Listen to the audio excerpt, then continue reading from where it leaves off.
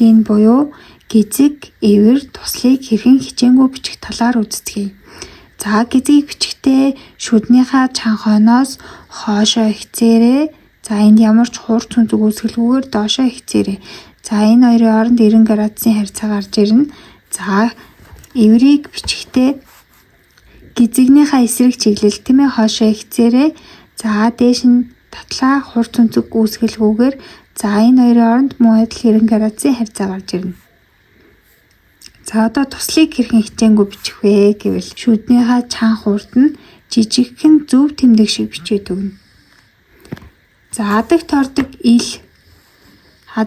ил үсгийг бичихтэй за 3-аас 4 мм нуруу авлаа.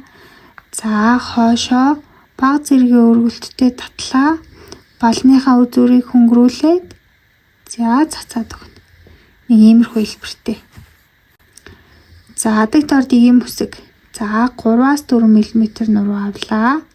За энэ дээр бас хурц хүнзэг үүсэхгүй шүү. За хурц хүнзэг үүсгэлгүйгээр хоошоо хичээрээ.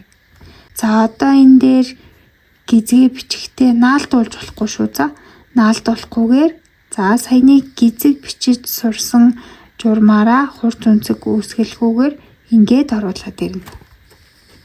За одоо бүгдээрээ гизэг, эвэр хоёр шүднээр давтаж орж ирэхдээ хэрхэн бичихдэг талаар харцгаая.